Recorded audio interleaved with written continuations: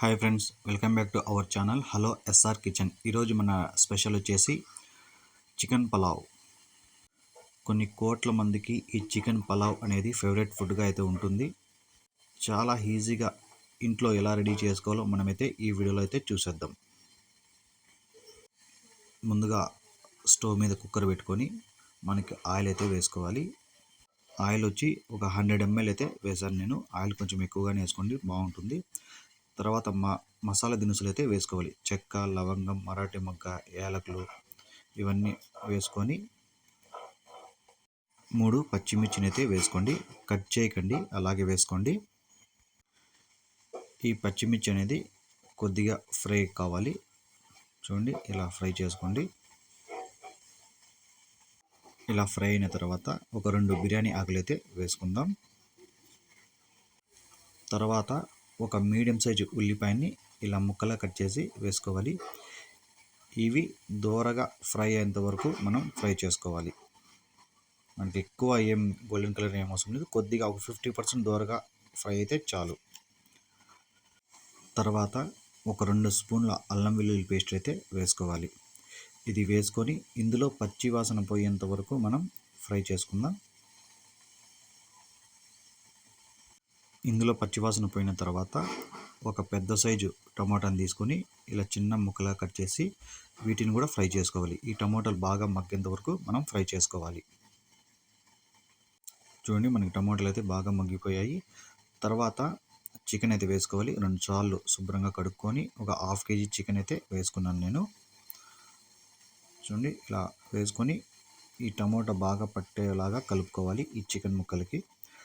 తర్వాత రాళ్ళు ఉప్పు అయితే వేసుకోవాలి. రుచికి సరిపోయేంత ఉప్పు అయితే వేసుకుందాం. తర్వాత 1/2 స్పూన్ పసుపు వేసి కలుపుకోవాలి.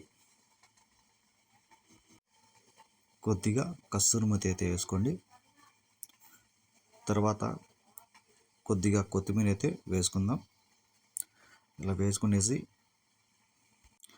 బాగా కలుపుకోవాలి. తర్వాత 1 స్పూను కారం, 1 స్పూను ధనియాల పొడి, 1 స్పూను గరం మసాలా వేసుకోవాలి. ఇవన్నీ వేసి బాగా కలుపుకోవాలి. ఇలా కలుపుకున్న తర్వాత ఒక 100 ml పెరుగు అయితే వేసుకోండి. ఇలా పెరుగు వేసుకొని మొత్తం బాగా కలుపుకోండి. ఇలా కలుపుకుండేసి ఇదే కుక్కర్లో మనం ఒక 10 నుంచి 15 నిమిషాలు చికెన్ ముక్కలు బాగా ఉడికే వరకు మనం ఫ్రై చేసుకుందాం. మనకి చికెన్ ముక్కలు బాగా ఫ్రై అయిపోతే మనకి ఆయిల్ అనేది పైకి తేలుతుంది. చూడండి, ఆయిల్ అయితే పైకి తేలుతూ ఉంది కాబట్టి మనం ఈ టైంలో రైస్ని అయితే వేసుకోవాలి.